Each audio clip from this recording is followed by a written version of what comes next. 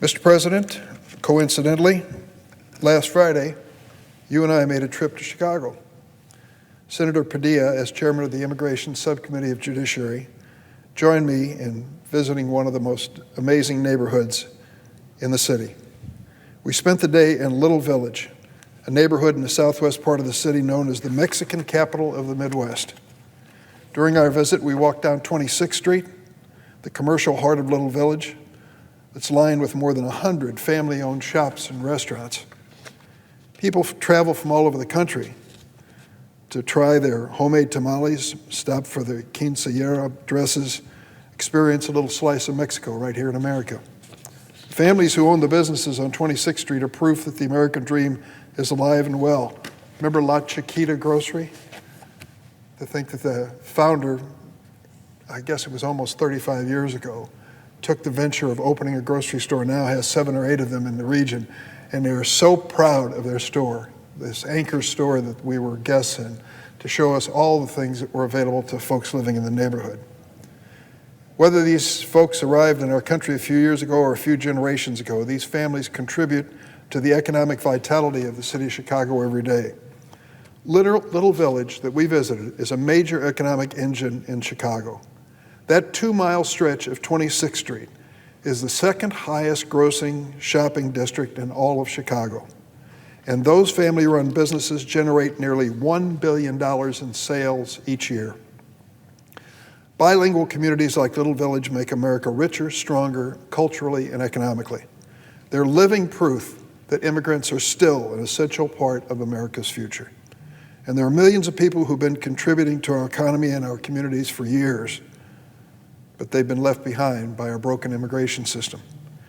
That's exactly what the presiding officer and I, along with many of our colleagues in the Democratic caucus, that's exactly what we're trying to include is an immigration reform in the Build Back Better package that will come before the Senate in the coming days.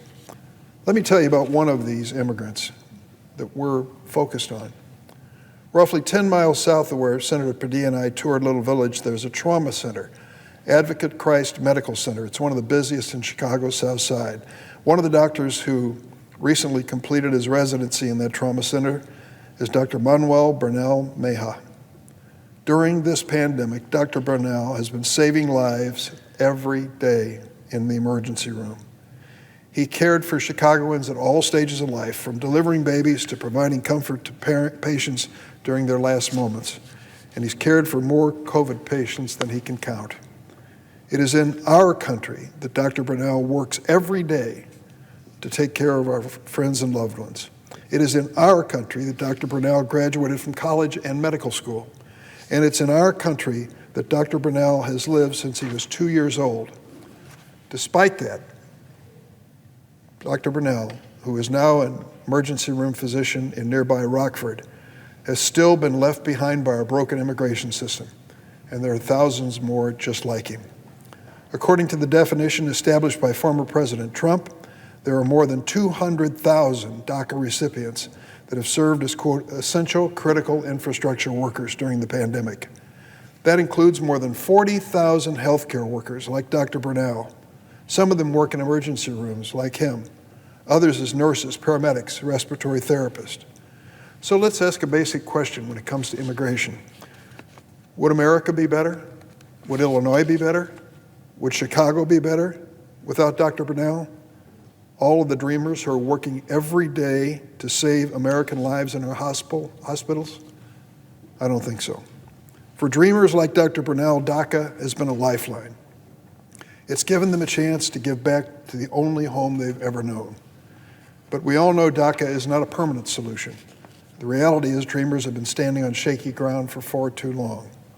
These young people are the best.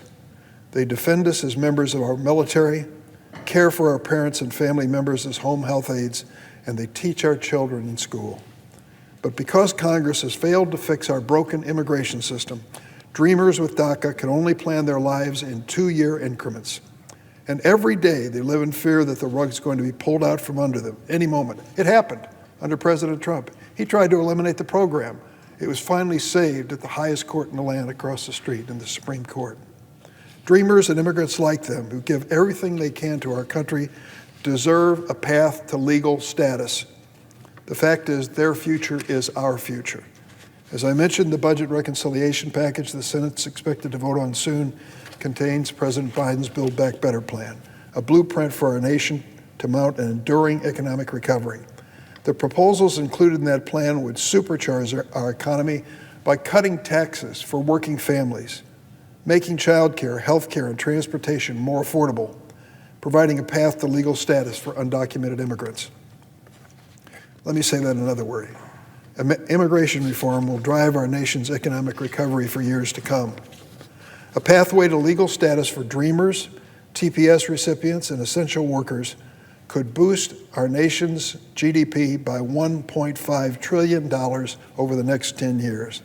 $1.5 trillion. Additionally, a path to legalization could create 400,000 new jobs and increase every American's annual wage by an estimated $600. How can that be? Putting these immigrants to work on the payroll, how could that help other people? Because we have a dynamic economy, and what we saw on 26th Street in Chicago can be replicated over and over again if these new immigrants are given a chance to work hard, as they all do, show their skills, and build the economy around them.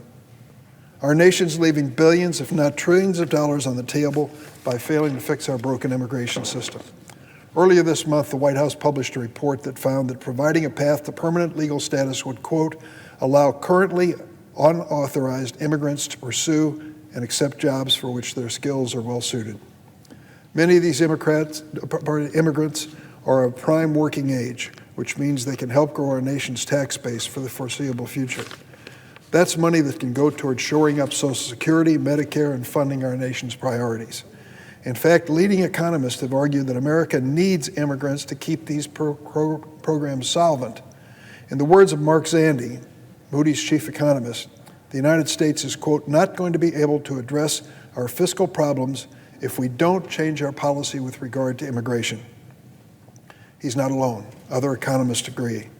Douglas Holtz-Aiken, president of the right-leaning American Action Forum, has argued that in the absence of immigration, America will, quote, shrink in population, become older, less important on the world stage. With the Build Back Better plan, this Senate is finally taking up the important work of investing in America's future. That means building railroads, transit networks, and connecting communities, providing funding for high-quality child care so every parent can have a safe place to leave their child during the workday. And it also means providing immigrant families a stable footing they need to contribute to our future. For these families, make no mistake, America is home. And every day they help to make our communities better and our economy stronger. That's the case we plan on making to the Senate parliamentarian once again. This is the first opportunity we've had in a long, long time to begin building an immigration system that works for America. And for our own sake, I hope we can get it done. Mr. President, I yield the floor. Suggest the absence of quorum. Clerk will call the roll.